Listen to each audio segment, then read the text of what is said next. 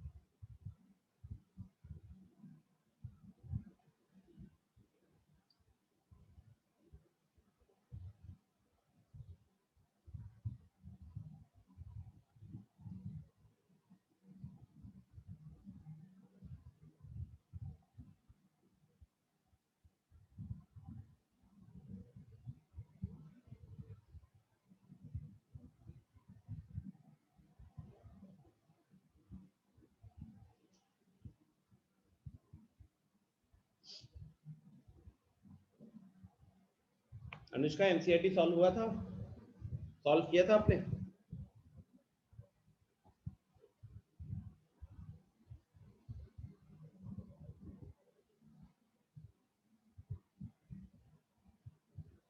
Okay, 16 तक तो I think सारे क्वेश्चंस हो गए होंगे।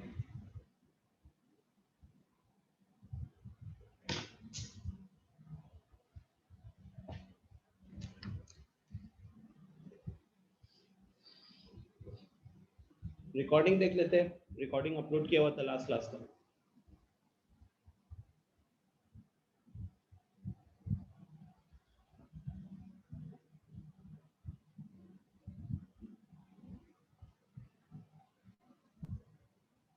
अच्छा, ठीक है।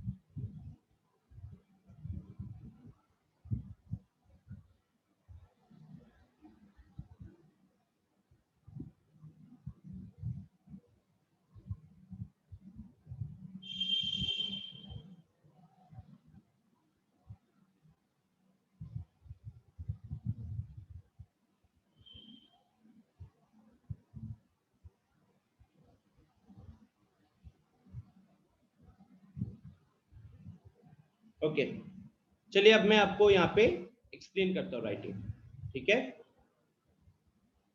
देखिए, आपको क्वेश्चन के मुताबिक प्रूफ करना है कि ये डिसकंटिन्यूअस है इंटीग्रल पॉइंट्स के लिए, राइट।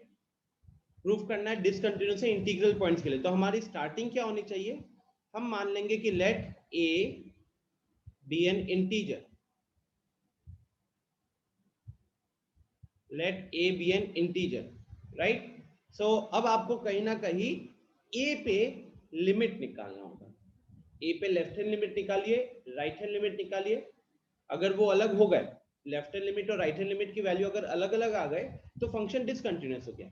लेकिन अगर लिमिट एग्जिस्ट कर रहा है, लेकिन मान लो अगर वो फंक्शन की वैल्यू के बराबर नहीं हुआ तो भी डिसकंटिन्यूअस हो जाएगा, राइट। तो अब हम क्या करेंगे, सबसे पहले मान लीजिए हम LHL कैलकुलेट कर लेते हैं।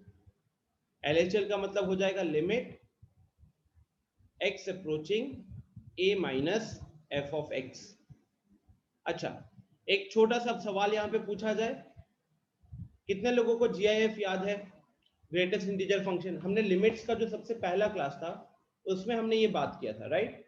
अब कुछ मैं यहाँ पे पॉइंट्स लिखता हूं। सबसे पहले मुझे चैट बॉक्स में एक ही मैसेज लिखना, ठीक है, एक ही मैसेज लिखना और मुझे बताना कि इसका वैल्यू क्या है,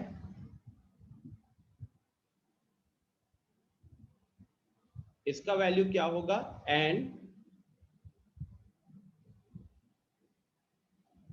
इसका वैल्यू क्या होगा। सिर्फ चैट बॉक्स में बताइए कि इनका वैल्यू क्या होगा।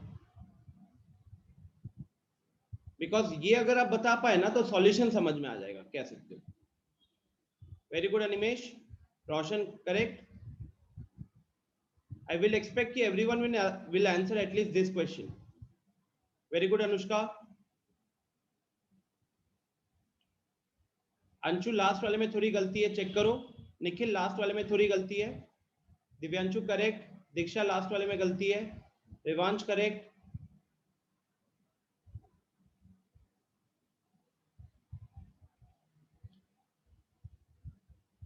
यस अनुष्का, आपने हैंड रेज किया है क्या?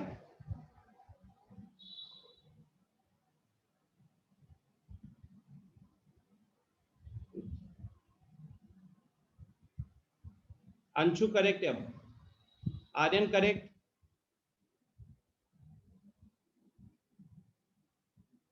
आशुतोष, एटलीस्ट इसका रिस्पॉन्स एक्सपेक्ट करूंगा आपसे।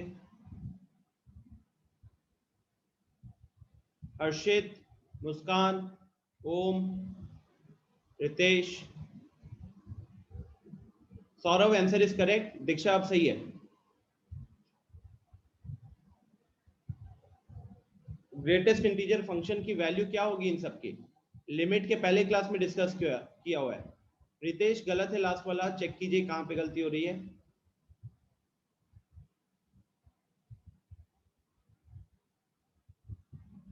ओम, आपने लिमिट्स की क्लास में इन क्वेश्चंस का जवाब भी दिया था।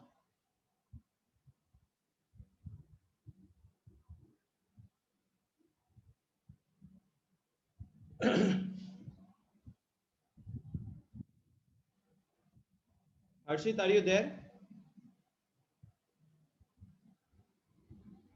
आवाज आ रही है हर्षित? Yes sir. क्या होगा इसका आंसर? आपने भी आंसर्स किए थे लिमिट्स के टाइम पे।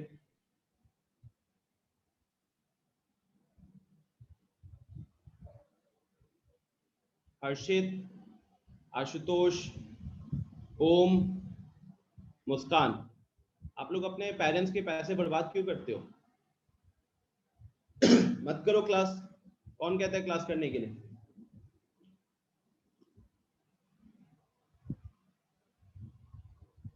अगर आप इतना नहीं जवाब दे पा रहे हो तो आप एक्चुअली में अपने पेरेंट्स के पैसे बर्बाद कर रहे हो, ठीक है। टेंशन मत लो। मैं उन स्टूडेंट्स को के घर पे बिल्कुल भी कॉल नहीं करता हूँ जो नालायक होते हैं और जो मेहनत भी नहीं करते। मेरे एंड से कॉल बस उन लोगों को जाता है जो मेरे को लगते हैं कि परफॉर्म कर रहे थे और अचानक पिछले 15 दिन 20 दिन में उनकी परफॉर्मेंस में कोई डिप हुआ है, तब जाकर मेरे तरफ से कॉल जाता है। जैसे यहाँ से 2-3 लोगों के घर पे गया है। बट इन जनरल मैं नालायकों को कॉल नहीं करता, क्योंकि इतना बोलने के बाद अगर आप कदर नहीं करते हो और अपने पेरेंट्स के पैसे का भी कदर नहीं कर रहे हो, जो हमने लिमिट्स की फर्स्ट क्लास में किया हो, फर्स्ट क्लास में, तो फिर फायदा नहीं है, राइट। तो आशुतोष, मुस्कान, ओम एंड हर्षित, अगर आप लोग क्लास नहीं करोगे, ट्रस्ट मी, मेरी तरफ से कोई इशू नहीं है। मैं ऐसे भी कहीं ना कहीं, ओम आपके परफॉर्मेंस में डिप बहुत आ गया, स्टार्टिंग में बस थोड़े जोश में दिखे थे, सेम हर्षित आपके साथ। आशुतोष एंड मुस्कान तो पहले से नालायक थे, कोई रिस्पॉन्स करना है नहीं, पता नहीं क्लास क्यों करते हो। मैं क्लास में 10 लोग होते हैं तो 2 लोगों को तो पहले हटा के ही काउंट करता हूँ कि 8 ही लोग हैं, 2 से कोई रिस्पॉन्स नहीं मिलेगा, चाहे वो मैथ्स की क्लास हो, चाहे फिजिक्स की क्लास हो, चाहे केमिस्ट्री की क्लास हो, सारे टीचर्स का यही पॉइंट है।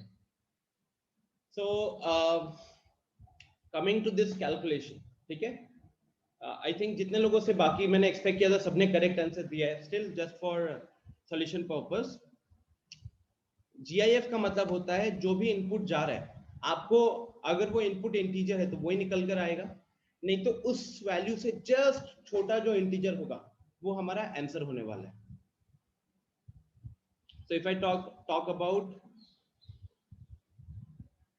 दिस, तो इसका आउटपुट होता है ग्रेटेस्ट इंटीजर लेस देन और equal to x, greatest integer less than और इक्वल टू x, ठीक है। तो जो भी हमारा x होगा, मतलब अंदर उस ब्रैकेट के अंदर, स्क्वायर ब्रैकेट के अंदर जो भी नंबर दिख रहा है, या तो वो नंबर ही एज एन आउटपुट निकल कर आना चाहिए अगर वो इंटीजर है, बिकॉज इसका आउटपुट इंटीजर निकलेगा, राइट। हम चाहे इनपुट कुछ भी डालें, आउटपुट इंटीजर निकलेगा। तो अगर आपने इनपुट में इंटीजर दिया है तो वही निकल कर आएगा, लेकिन इनपुट में अगर आपने लेट्स से कोई भी नंबर डाला है जो कि इंटीजर नहीं है, तो उससे जस्ट छोटा जो इंटीजर होने वाला है वो हमारा आंसर होगा, ओके। जैसे कि अब अगर हम इसको नंबर लाइन पे एक बार देखें, जो मैंने आपको पॉइंट्स दिए हुए, इन पॉइंट्स पे को अगर हम नंबर लाइन पे प्लॉट करें, तो थोड़ा सा गैप अभी ज्यादा दिखा रहा हूं, ओके। तो एक जगह पे है 7, एक जगह पे है 7.0001 और एक जगह पे है 6.999, ठीक है। 7, 7.0001, 6.999। अब स्टूडेंट्स हमको इसका आउटपुट निकालना है, मतलब जीआईएफ कैलकुलेट करना है। तो अब ये क्योंकि खुद एक इंटीजर है, खुद एक इंटीजर है, तो इसका आउटपुट क्या आएगा, 7 ही निकल कर आएगा। लेकिन अगर आप 7.001 को देखते हो तो वो एक इंटीजर नहीं है, तो उससे जस्ट छोटा इंटीजर कौन सा होगा, जस्ट छोटा, तो दैट इज 7। तो इसीलिए हम यहाँ पे अगर आंसर की बात करें तो इसकी वैल्यू 7 होगी, इसकी वैल्यू भी 7 होगी, बिकॉज 7.001 से अगर आप इधर पढ़ोगे, ऐसा इंटीजर बताइए जो 7.001 के बराबर हो या उससे जस्ट छोटा हो। अगर इसको इंग्लिश में, इसको हिंदी में कन्वर्ट करोगे, ग्रेटेस्ट इंटीजर लेस देन और इक्वल टू x, तो वो इंटीजर बताइए, वो सबसे बड़ा इंटीजर बताइए जो 7.001 से के बराबर या छोटा हो। अब 7.001 तो बड़ा इंटीजर नहीं है, तो उसके वो हमारा आउटपुट नहीं आएगा, बट उससे जस्ट छोटा इंटीजर अपना 7 निकल कर आया, ठीक है। अब बात करते हैं 6.999। यहीं पे 2-3 लोगों की गलती हुई थी। तो 6.999 क्या है, क्या वो एक इंटीजर है, नहीं। तो क्या हमें आउटपुट 6.999 मिलेगा, नहीं। अब आपको क्या करना है, इससे जस्ट छोटा इंटीजर देखना है। तो जब भी हम नंबर लाइन पे छोटे नंबर की तरफ जाएंगे तो हमको हमेशा उस नंबर के लेफ्ट पे जाना होता है, राइट। हमको हमेशा उस नंबर के लेफ्ट पे जाना होता है। तो इसके लेफ्ट में नंबर क्या है, इसके लेफ्ट में नंबर है 6, उसके लेफ्ट में नंबर है 6, ठीक है। एंड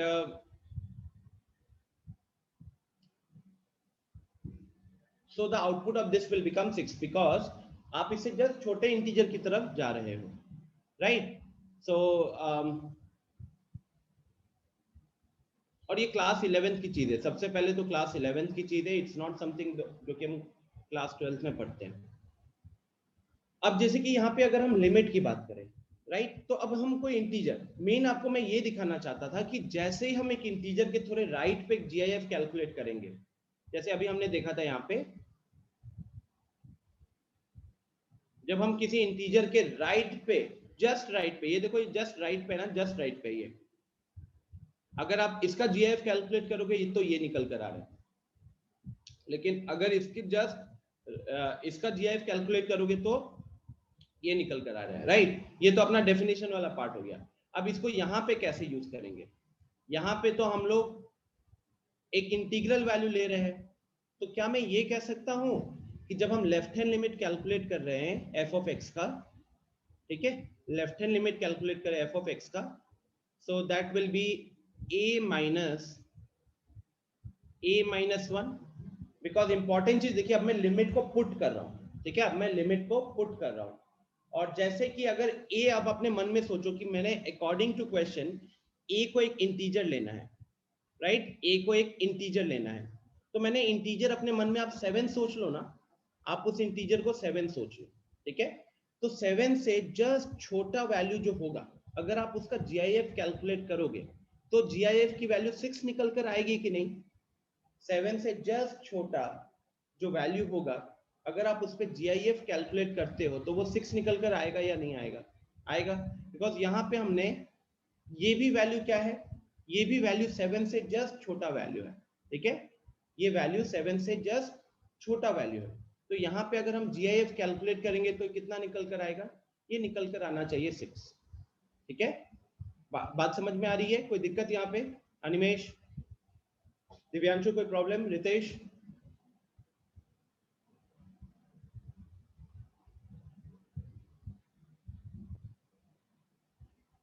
ठीक है, लॉजिक समझ में आ रहा है? बिकॉज आप अपने मन में ए को कोई भी इंटीजर लो, जैसे 7 ही ले लिया, और 7 से जस्ट छोटा वैल्यू का जीआईएफ देखोगे, जैसे 6.999, तो हमारा वैल्यू 6 निकल कर आएगा। अब ये 6 आपका 7 माइनस 1 था ना, तो इसीलिए हमने जीआईएफ की वैल्यू, क्या रखी है, आउटपुट क्या रखी है, ए माइनस 1 रखी है।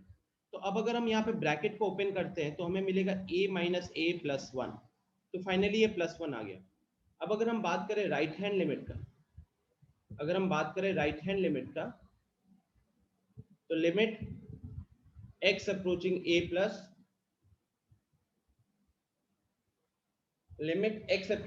Plus, f of x। अब यहाँ पे क्या होगा स्टूडेंट, अब आप जो लिमिट कैलकुलेट कर रहे हो वहां पे जो वैल्यू जा रही है वो a से थोड़ी सी बड़ी, तो अगर आपने a को मन में 7 समझ के रखा हुआ है, तो a से जस्ट बड़ी हो सकता था, क्या, कौन सा, 7.0001 हो सकता था, और वहां पे आपका जीआईएफ का वैल्यू 7 निकल कर आ रहा है। तो अगर आप यहाँ पे लिमिट को पुट करते हो, तो जीआईएफ का जो आउटपुट होगा वो ए ही निकल कर आएगा।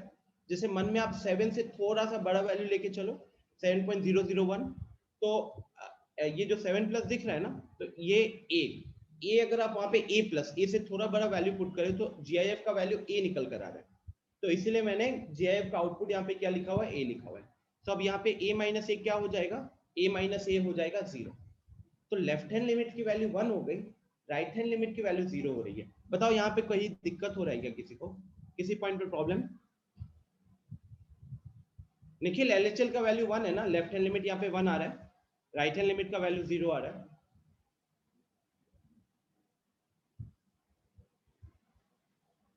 ये कैसे है अनिमेश? अनिमेश देखो लॉजिकली, अगर आप ए से, मतलब आप 7, ठीक है, आप 7 माइनस पे अगर लिमिट कैलकुलेट करते हो, सॉरी 7 माइनस पे अगर आप जीआईएफ की वैल्यू कैलकुलेट कर देते हो, ठीक है, बिकॉज जब आप यहाँ पे वैल्यू सब पुट करोगे लिमिट में, हम सबसे पहले लिमिट कैसे कैलकुलेट करते हैं, हम जिस भी पॉइंट पे लिमिट निकाल रहे होते हैं हम पहले उस पॉइंट को सब्सटीट्यूट कर देते हैं। अगर हमारा वैल्यू एक फाइनाइट नंबर आता है तो वही हमारा आउटपुट हो जाएगा, लेकिन अगर वो एक फाइनाइट नंबर नहीं होता है तो उस केस में, अगर वो एक फाइनाइट नंबर नहीं होता है तो उस केस में हम क्या कहते हैं कि चलो फिर हम फैक्टराइजेशन करेंगे, रैशनलाइजेशन करेंगे, या कोई फॉर्मूला लगाएंगे। तो यहाँ देखो, तो सबसे पहले हम यहाँ पे वैल्यू को सब्स्टिट्यूट कर रहे हैं, ठीक है, वैल्यू को पुट कर रहे हैं, तो हमने सीधा यहाँ पे ए पुट कर दिया। अब यहाँ पॉइंट मेरा जो है कि 7 माइनस जा रहा होगा अंदर 7 माइनस जा रहा होगा। 7 माइनस का मतलब क्या होगा निमेश? 7 से थोड़ा सा छोटा वैल्यू, तो आप कंसिडर कर सकते थे कि शायद ये यहाँ पे हम 6.99999, ये बहुत बड़ा 9, इसका हम जीएफ कैलकुलेट कर रहे हैं, इसका वैल्यू कितना आएगा? टेल मी, इसका वैल्यू कितना आएगा? 6 आएगा। 6 आएगा। तो आप, हम 7 पे, हमारा a का वैल्यू था 7, राइट, और क्योंकि हम a माइनस कंसिडर कर रहे थे तो हमारा जो वैल्यू 6 आया, इसको हम a माइनस 1 बोलेंगे या नहीं? 7 माइनस 1 बोलोगे ना इसको? समझ गया सर। ठीक है, इसलिए यहाँ a माइनस 1 लिखा गया। अच्छा, तो यहाँ पे स्टूडेंट्स हमें दिख गया कि हमारा लेफ्ट हैंड लिमिट और हमारा राइट हैंड लिमिट सेम नहीं है, तो इसीलिए हमारा फंक्शन इंटीग्रल पॉइंट्स पे डिसकंटिन्यूअस होगा। अच्छा, इसको लिखने का एक और तरीका है, मान लो कि 2 नंबर का क्वेश्चन आता है तो आप इसको ऐसे करके निपटा सकते हो आराम से, लेकिन अगर ये गलती से 3 नंबर में क्वेश्चन आ गया तब तो 3 लाइन भी नहीं बन रहा है ना एक तरीके से, तो हमको वहां पे दूसरा अप्रोच क्या होगा,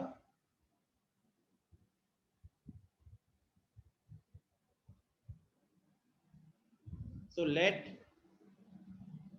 n बी एन a ही रखो, let a be N integer. अब वहां पे स्टूडेंट्स हम लोग क्या करेंगे, जो मैंने आप लोगों को पिछली क्लास में भी बताया था कि जब हम लेफ्ट हैंड लिमिट कैलकुलेट करते हैं ना, तो हम लोग x के जगह a माइनस एच रख देते थे, और राइट हैंड लिमिट जब कैलकुलेट करते हैं तो x के जगह a प्लस एच रख देते हैं। तो यहाँ पे वही चीज हम करने वाले हैं, लेफ्ट हैंड लिमिट, और ये राइटिंग वाला पार्ट है, so everyone has to learn this, just in case अगर ज्यादा नंबर का क्वेश्चन आता है तो राइटिंग हमको यही फॉलो करना पड़ेगा। तो लेफ्ट हैंड लिमिट क्या होता है, normally limit x approaching a minus F of x, ठीक है। अब यहाँ पे सबसे पहले आप लिमिट को चेंज करते हो, कन्वर्ट करते हो, तो ये हो जाएगा लिमिट। अब यहाँ चेंज क्या करेंगे हम लोग, तो यहाँ सबसे पहले मान लेते हैं कि let x is equal to a minus H, जो मैंने आप लोगों को कल लास्ट क्लास में भी बताया था। तो यहाँ पे as x approaches to a, h approaches to 0 हो जाता है, राइट। सो ये हम लिमिट की अगर बात करें तो माई चेंज, अब ये किस में कन्वर्ट हो गया, h approaching 0 f of a minus H, f of a minus H, ठीक है। अब अगर हम इसको ऊपर जो फंक्शन था हमारे पास x minus G I F of X, अब वो क्या बन जाएगा, अब वो हो जाएगा a minus H minus G I F of a minus H, ठीक है ना। Let's calculate the value. अगर आप यहाँ पे वैल्यू को सब्स्टिट्यूट करते हो, अब अगर आप वैल्यू को यहाँ पे कैलकुलेट करते हो, सब्स्टिट्यूट करते हो, तो द मोस्ट इंपॉर्टेंट थिंग, इसका GIF का वैल्यू कितना आएगा, इसका यहाँ पे GIF का वैल्यू कितना आने वाला है,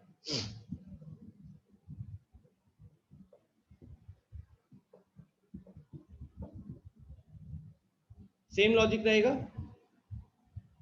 अंशु a नहीं आएगा, वो a माइनस एच माइनस 1 हो जाएगा ना, बिकॉज अगर आप इसको अपने मन में लेके चलो कि दिस इज एन इंटीजर, तो आप इसको अभी फिलहाल 7 समझ के चलो, ठीक है, आप इसको फिलहाल 7 समझ के चलो, और ये आपका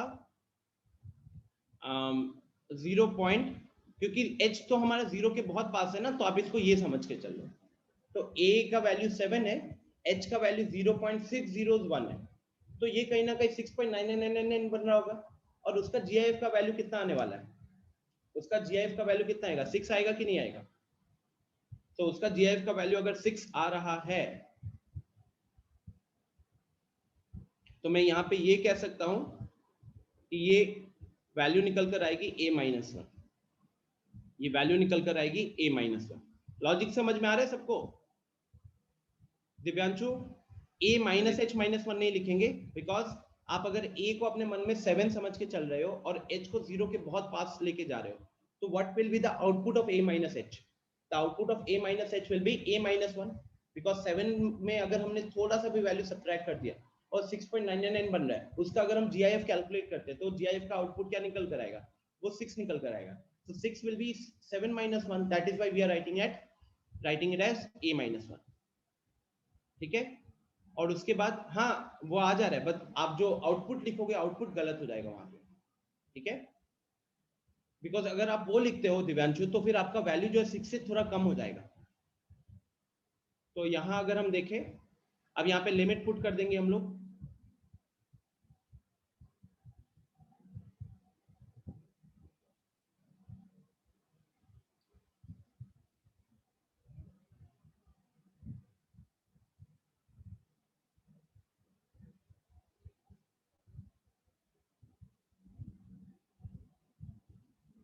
अब यहाँ पे लिमिट पुट कर दो, तो ये a रह जाएगा, ठीक है, a minus 0 minus a plus 1, तो फाइनली ये 1 निकल कर आ गया। ठीक है। अनुष्का पूछ रही है sir why H approaching 0। Anushka हमने यहाँ पे ये चेंज किया ना, ये लास्ट क्लास की ही चीज थी वैसे। जब आप लेफ्ट हैंड लिमिट निकालते हो और हमको क्वेश्चन के लेंथ को बड़ा करना होता है, तो मैंने एक राइटिंग बताई थी जो एनसीईआरटी में फॉलो किया जाता है, तो बोर्ड्स में हमें फॉलो करना पड़ेगा कि हम x के जगह पे a माइनस एच मान लेते हैं। अगर आपका सिंपल सी चीज है, अगर आप लिमिट कैलकुलेट कर रहे हो लेफ्ट हैंड लिमिट, तो आपका जो x होगा वो a से थोड़ा छोटा वैल्यू को अप्रोच कर रहा है, तो हम कहीं ना कहीं ये कह सकते हैं कि हमारा x जो होगा वो a माइनस एच होगा, जहां पे h हमारा 0 के बहुत पास होने वाला है। ठीक है, तो और फिर हमने देखो क्वेश्चन में भी चेंज कर दिया। अब अगर आप यहां से इतना पार्ट में देखते हो, तो इतना पार्ट में कहीं पे भी हमने x को x नहीं दिख रहा है, हमने x के जगह पे a माइनस एच रख दिया और हमने limit x approaching a minus को h अप्रोचिंग 0 कर दिया। ठीक है, this is just a writing approach. ये जो स्टार्टिंग के 2 लाइंस है, ये बस एक राइटिंग है जो हम फॉलो करते हैं बोर्ड्स के लिए। हमने जब लिमिट्स करा था तो हमने इस तरीके की किसी भी राइटिंग के ऊपर बात नहीं किया था, बिकॉज वहाँ पे हम लिमिट सॉल्व करने पे फोकस कर रहे थे। बट अब ये कंटिन्यूटी में मैंने आपको 2 अप्रोच बताया है। 2 नंबर के लिए, 1 नंबर के लिए क्वेश्चन आता है, यू फॉलो दिस। 3 नंबर के लिए क्वेश्चन आता है तो क्वेश्चन के लेंथ को बढ़ाना होगा, फिर आपको ये वाली राइटिंग फॉलो करनी पड़ेगी।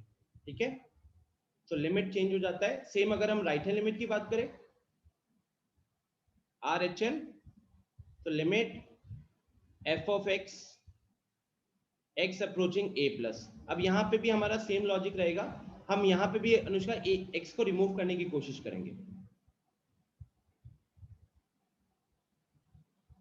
दिव्यांशु कह सकते हो, बट ना पेज ऑब्वियसली हमको यहाँ पे लेंथ बड़ा करना है, आंसर तो हमारा वही रहेगा। बट एक चीज जो हमने यहाँ पे नहीं फॉलो किया है, कह सकते हो, हमने सीधा लिमिट कैलकुलेट किया है। और स्पेशली मैं क्यों ये कह रहा हूँ, अगर आप सीबीएसई का जैसे लास्ट ईयर का भी अगर मार्किंग स्कीम देखते हो, जो वो लोग सैंपल पेपर के साथ जो उसका सॉल्यूशन रिलीज करते हैं ना, तो सॉल्यूशन में मार्किंग स्कीम रिलीज करते हैं। इसके अलावा अगर आप पहले वाले मतलब 2017, 18, 19 में भी देखोगे, तो जहां पे भी इसके क्वेश्चंस आए हुए कंटिन्यूटी के जो सैंपल पेपर में आए हुए थे, तो उनकी राइटिंग के अकॉर्डिंग मैं बात कर रहा हूँ। आपको भी पता है कि मैं खुद शॉर्ट में लिखता हूँ, बट अगर हमें 3 नंबर का क्वेश्चन आ जाता है या 4 नंबर के लिए भी क्वेश्चन आ जाता है, तो you have to follow this writing. ऐसा कुछ नहीं है, पिछले वाले स्टेप में और इस वाले स्टेप में सिर्फ 2 लाइन एक्स्ट्रा हो जाता है। लेफ्ट हैंड लिमिट में 2 लाइन एक्स्ट्रा हो जाता है और सिमिलरली राइट हैंड लिमिट में भी 2 लाइन एक्स्ट्रा हो जाता है। So everyone has to just write this to get the extra marks. अभी बताता हूँ, यहीं पे बताता हूँ। ठीक है, तो सबसे पहले अब हम राइट हैंड लिमिट कैलकुलेट कर रहे हैं, तो यहाँ पे हमने ये एज्यूम कर लिया कि जो हमारा x है, अब वो a को राइट से अप्रोच कर रहा है, मतलब a से हमेशा बड़ा होने वाला है, तो हम मान लेते हैं कि उसको a प्लस एच का नाम दे दो, x की वैल्यू को a प्लस एच का नाम दे दो। अब क्योंकि हमारा x जो है वो h को अप्रोच कर रहा है, तो हमारा a जो होगा वो 0 को अप्रोच करेगा। तो अब ये जो आपका लिमिट वाला पार्ट है ना, ये रीराइट करके क्या लिखोगे, लिमिट x अप्रोचिंग a को अब ये चेंज करोगे h अप्रोचिंग 0 पे, और ये बन जाएगा f of a plus H. तो अब हमारे पास जहां जहां पे फंक्शन में x दिख रहा था वहां पे क्या आएगा, a प्लस एच आएगा। तो अब यहाँ पे x minus G I F of x था, अब वो a plus H minus G I F of a plus H होने वाला है। ठीक है, अब मुझे इसकी वैल्यू कैलकुलेट करनी है। अब देखिए अनुष्का, अगेन a को अपने माइंड में 7 लेके चलो। ठीक है, ये वैल्यू 7 है और h हमारा 0 के बहुत पास है, तो आप इसको 0.000 ऐसे समझ सकते हो। अब आप बताइए कि a प्लस एच 7 प्लस 0.001 0.1, अगर आप इसका GIF को कैलकुलेट करते हो तो आपको क्या मिलेगा, what will be the value of the GIF?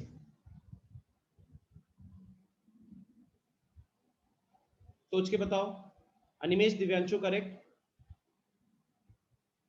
a+1 कैसे आएगा, आप थोड़े टाइम के लिए इसको भूल जाओ ना, इसको भूल जाओ पहले। आप देखो कि 7 और प्लस 0.001 मतलब 7.001 हो रहा है। अगर आप उसका GIF निकालोगे तो कितनी आने वाली वैल्यू, आपको यही देखना है ना सबसे पहले कि 7.001 क्या खुद एक इंटीजर है, नहीं, तो उससे जस्ट छोटा इंटीजर कौन सा होगा, उससे जस्ट छोटा इंटीजर 7 होगा, तो इसका आउटपुट तो 7 आने वाला है। और आपका आपने 7 किस वेरिएबल को माना हुआ है, यहाँ पे 7 आपने किस वेरिएबल को माना हुआ है, a को माना हुआ है, तो उस हिसाब से क्यों ना हम इसका आउटपुट को 7 बोलेंगे ना फिर तो। हम इसके आउटपुट को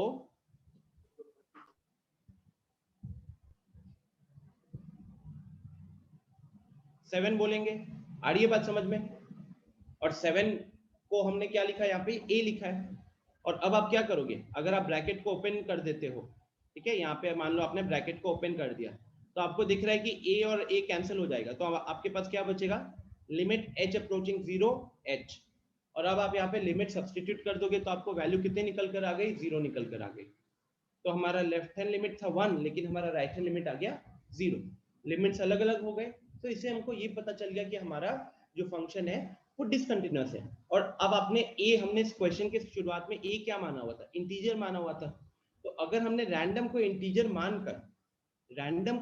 मानकर हमने देखा कि हमारा लेफ्ट हैंड लिमिट और हमारा राइट हैंड लिमिट अलग अलग आ रहा है, तो इसका मतलब क्या है, इसका मतलब ये है कि ये हमारा हमेशा डिसकंटिन्यूअस होगा हर एक इंटीग्रल पॉइंट्स में। कोई भी इंटीजर उठा लीजिएगा, यहाँ पे हमेशा ये क्या रहने वाला है, हमेशा ये डिसकंटिन्यूअस ही रहेगा। आया समझ में क्या? Is this okay? आप देख सकते हो बढ़िया 3 नंबर का सॉल्यूशन बन गया ये।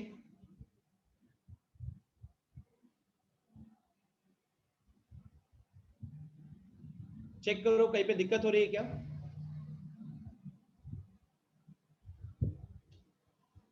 चलो इसको नोट डाउन कर लो, एक बार खुद से राइटिंग कर लो। जिन लोगों से राइटिंग को दिक्कत हो रही है वो इस क्वेश्चन को इस तरीके से नोट कर ले। क्लास के बाद पीडीएफ अपलोड कर दूंगा, नो प्रॉब्लम।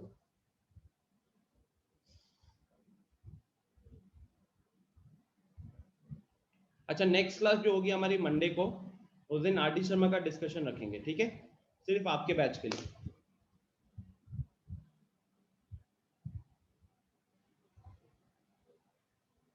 रोशन कितना हो गया आरडी शर्मा?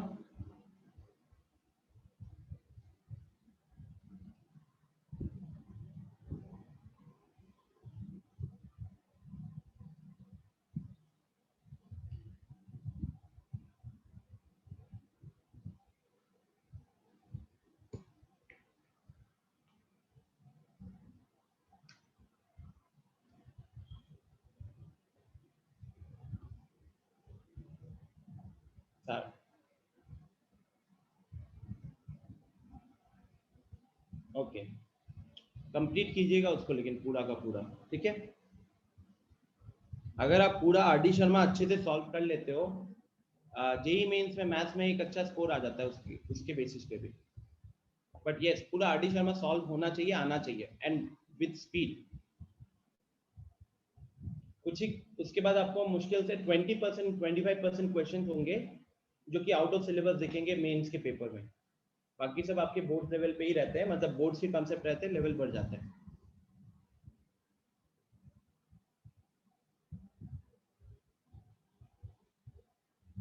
हाँ, अच्छी बात है, कहीं दिक्कत हो तो पूछना। मंडे के दिन हमारा वो रहेगा। Sir yes Divyanshu. यहाँ पे एच ना होगा, यहाँ पे ऊपर उसके h tends to 0। Yes yes yes yes.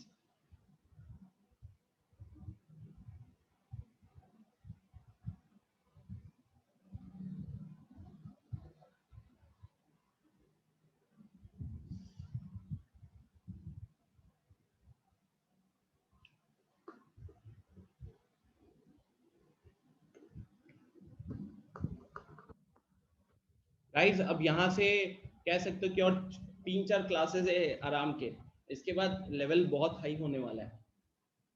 तो आप लोगों को अपना पीछे वाले चीज़ों में कहीं पे कमी नहीं रहने देनी चाहिए। अगर आपने अभी तक अच्छे से पढ़ाई की होगी तो आगे जब हम डिफरेंशिएशन और इंटीग्रेशन में आएंगे तो वहां पे आपको दिक्कतें कम होंगी।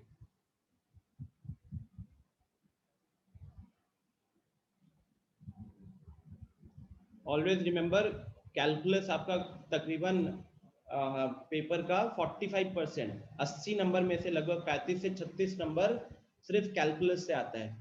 और ये कहीं ना कहीं हमने कैलकुलस का शुरुआत कर दिया।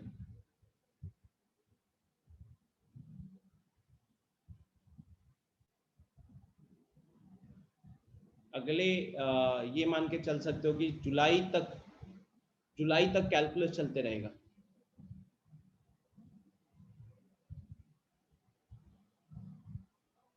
मतलब अभी भी 50 दिन है।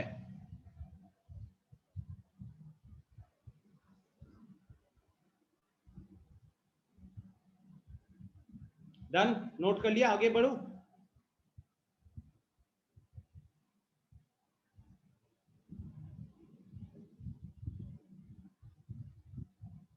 अनुष्का कह सकते हो डिफरेंशियबिलिटी जो आप पढ़े हुए हैं ना 11th में, डिफरेंशिएशन मतलब जो फिजिक्स में आपने पढ़ा हुआ है, राइट, उसका यहाँ पे फिर से यूज आता ही है। उसको हम एक बार अच्छे से वापस पढ़ेंगे और लेवल भी बढ़ेगा। फिजिक्स वाले में आप बड़े बेसिक लेवल पे डिफरेंशिएशन करते हो, ठीक है। चलिए, तो let's move on ahead now.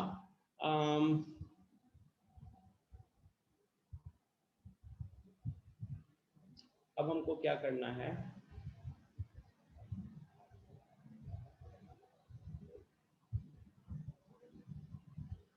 ठीक है।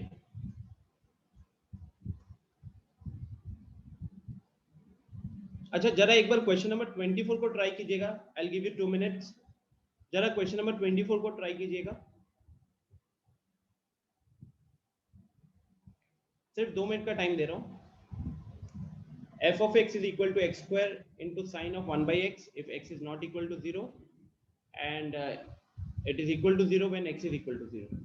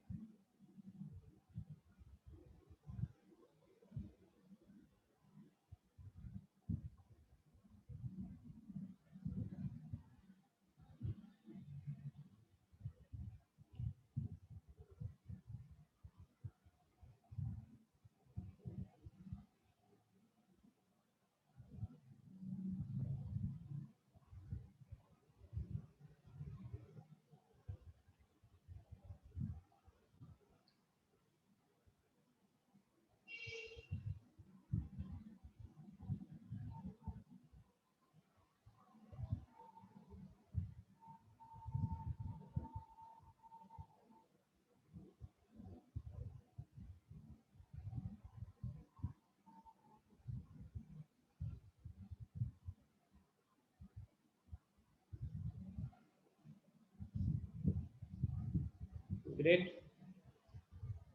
दिव्यांशु कौन सा क्या टेक्निक लगाए हुए बता सकते हो? हम पहले ऊपर वाला उठा लिए x square sine 1 by x, और फिर उसमें 1 बाई एक्स से हम डिवाइड कर दिए डिनोमिनेटर में और इनटू एक्स कर दिए। तो उससे उस साइन 1 बाई एक्स और नीचे भी 1 बाई एक्स होगा तो लिमिट उसका वैल्यू 1 हो जाएगा। लेकिन उसमें एक छोटी सी गलती है। छोटी सी गलती ये है कि जो फॉर्मूला होता है वो फॉर्मूला होता है limit x approaching 0 sin x upon x, इसकी लिमिट 1 होती है।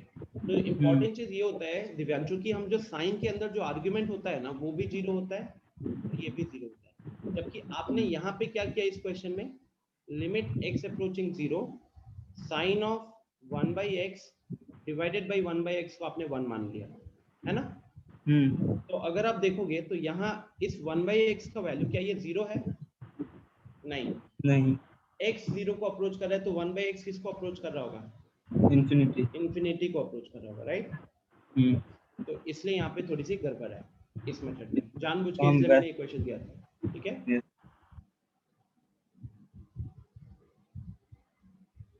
रोशन, सेम मेथड था या कुछ अलग मेथड था?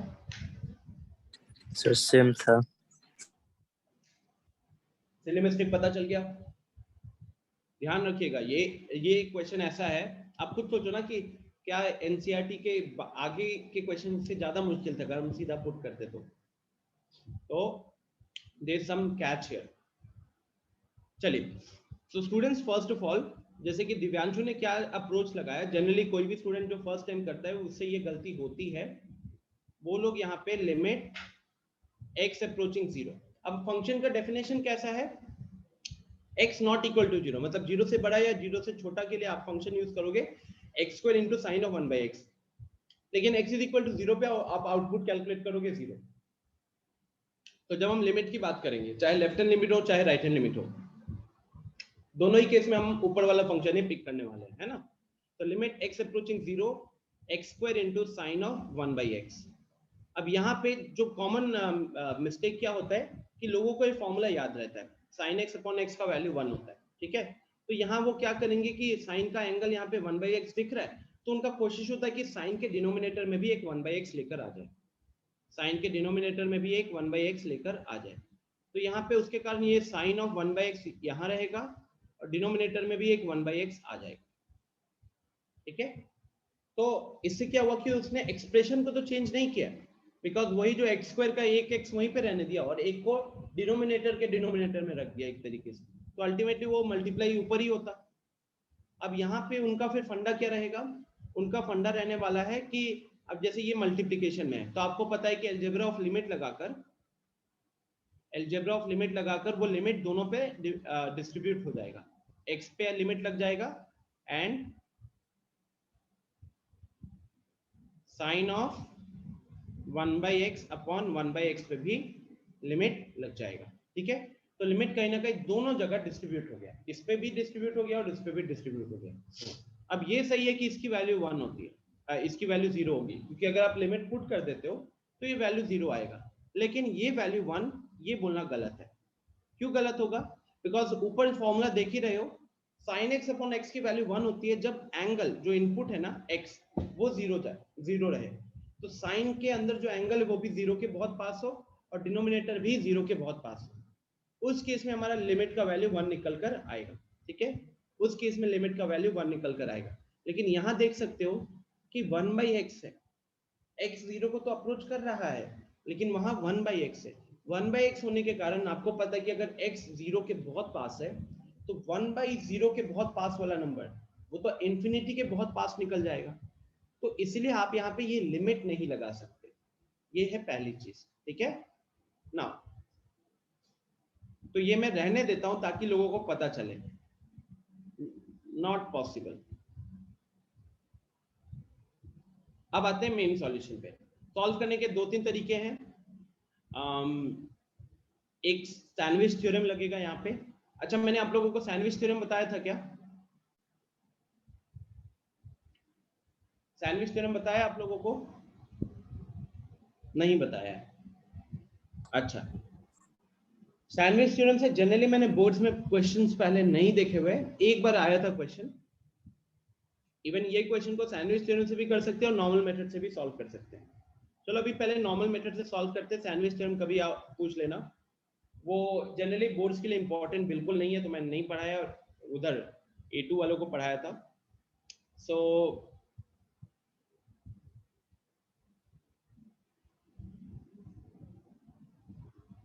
देखिए, आप ये बताओ, सबसे बड़ा पॉइंट यहाँ पे ये है, ठीक है,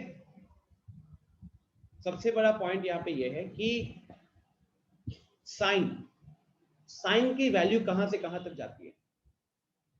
अब आई थिंक सबको ये तो पता है कि साइन फंक्शन जो है sin x is defined for all values of x, right? ये x की हर एक वैल्यू के लिए डिफाइंड है, x की हर एक वैल्यू के लिए डिफाइंड है। दूसरी चीज हमें क्या पता है, दूसरी चीज हमें पता है कि हमारा जो साइन फंक्शन होता है उसकी वैल्यू -1 से 1 तक ही जाती है, ना ही -1 से छोटा और ना ही 1 से बड़ा, ठीक है। तो मेरा एक सिंपल सा पॉइंट होगा स्टूडेंट्स यहाँ पे, लिमिट x अप्रोचिंग, जैसे हमारे पास फंक्शन फिलहाल क्या है, हमारे पास फंक्शन है f of x is equal to x square into sin x। Now एक छोटी सी लॉजिक से अगर हम बात करें, since sin x is always between -1 से 1, since value of sine x, यहाँ पे वैल्यू मिस कर रहा हूँ, value of sine x is always between -1 से 1, ठीक है। So let's say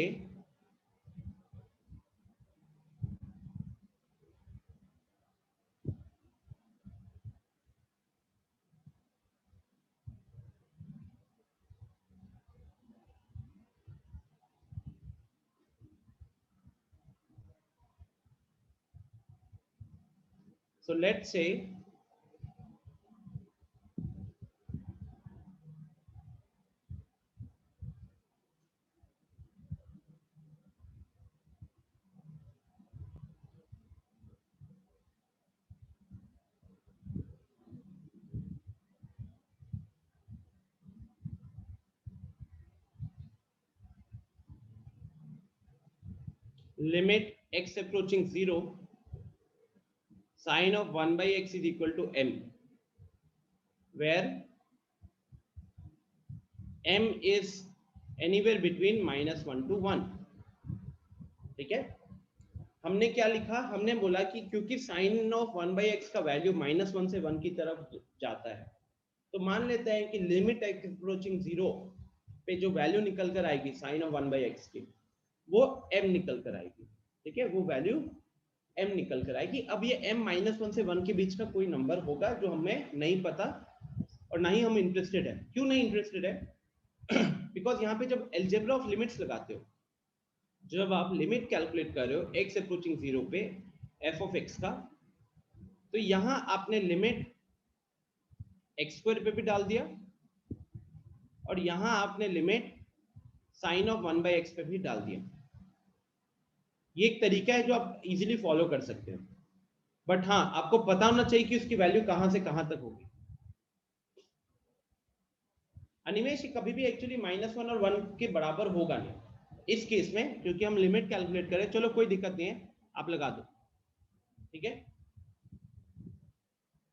so now क्योंकि स्टूडेंट्स हम लोग fx का लिमिट कैलकुलेट कर रहे हो और fx हमारा x² into sine of 1 by x है, तो एल्जेब्रा ऑफ लिमिट्स के अकॉर्डिंग आप दोनों पे इंडिविजुअल लिमिट्स बैठा दोगे, दोनों पे इंडिविजुअल लिमिट्स बैठा दोगे। अब अगर आप यहाँ पे इसकी लिमिट्स, इसके लिमिट को कैलकुलेट करते हो, तो यहाँ सब्स्टिट्यूट किए तो वैल्यू कितना आएगा? 0 आएगा।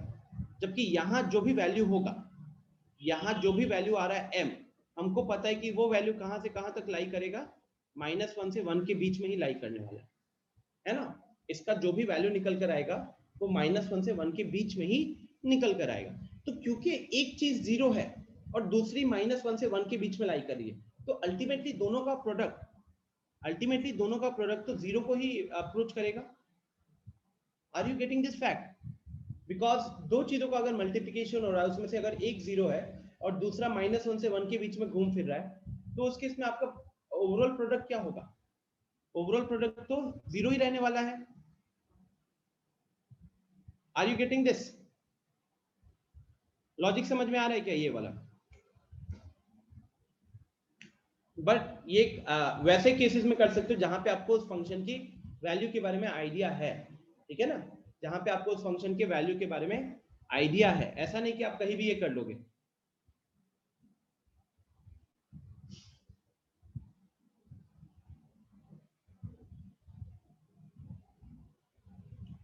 मैं फिर से रिपीट करता हूं, हमारे पास जो फंक्शन था, ठीक है, जब हम लिमिट कैलकुलेट कर रहे थे 0 पे, तो हमारा यहाँ पे फंक्शन है x² into sine of 1 by x। मैं कह रहा हूं कि जब आप लिमिट लगाते तो अलजेब्रा लिमिट के अकॉर्डिंग जो दो चीजें मल्टीप्लाइड है, पहले वाले पे भी लिमिट लग जाएगा, दूसरे वाले पे भी लिमिट लग जाएगा। अब पहला वाला क्या है? x² है। x² के ऊपर जब आप लिमिट कैलकुलेट कर रहे हो तो उस लिमिट की वैल्यू आ रही है 0। x² पे जब आप लिमिट कैलकुलेट कर रहे हो उसकी वैल्यू आ रही है 0। सेकेंड वाला क्या है? साइन फंक्शन है। साइन फंक्शन का जब आप लिमिट कैलकुलेट करोगे, ठीक है, अब साइन फंक्शन का अगर खुद का वैल्यू का बात करें तो साइन फंक्शन की वैल्यू -1 के 1 के बीच में, -1 से 1 के बीच में लाई करती है। 0 भी होता होगा, 0.5, मतलब ultimately all the values are between -1 to 1। तो मेरा पॉइंट इतना सिंपल सा है कि अगर दो फंक्शन की मल्टीप्लिकेशन किए हो जिसमें एक फंक्शन 0 है और दूसरा फंक्शन वेरी कर रहा है -1 से 1 के बीच में, तो दोनों का मल्टीप्लिकेशन हमेशा क्या होने वाला है? दोनों का मल्टीप्लिकेशन अल्टीमेटली तो 0 ही रहेगा ना, because we are multiplying both the limits. तो मैं सिर्फ मल्टीप्लिकेशन के पॉइंट ऑफ व्यू से देखूं तो मुझे दिख रहा है कि राइट हैंड साइड में कोई अनडिफाइंड यहाँ पे कोई अनडिफाइंड वाला सिचुएशन तो नहीं बन रहा है। यहाँ पे एक रियल नंबर आ रहा है जो कि -1 से 1 के बीच में हो। -1 से 1 छोड़ो ना, अगर ये -1 लाख से +1 लाख भी होता तो भी ये वैल्यू 0 ही रहती ना। वो -1 लाख से +1 लाख के बीच में कोई रियल नंबर होगा, उस पॉइंट पे भी मेरा पूरा ओवरऑल वैल्यू क्या होने वाला है प्रोडक्ट का? 0 ही रहेगा। ठीक है, तो आया समझ में लॉजिक? रोशन, आर्यन, बताओ कोई डाउट है यहाँ पे?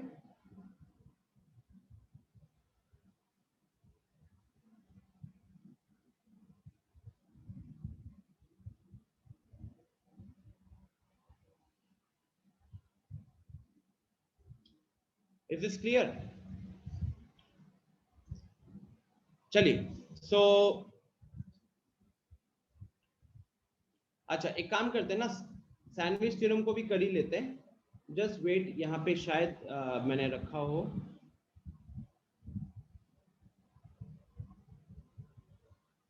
हाँ, तो ये फाइल है सैंडविच थ्योरम के बारे में। ठीक है, सैंडविच थ्योरम क्या होता है? ये एनसीईआरटी का भी एक तरीके से है। अगर आप क्लास 11th की लिमिट्स को ओपन करोगे तो वहां पे आपको सैंडविच थ्योरम देखने को मिलेगा।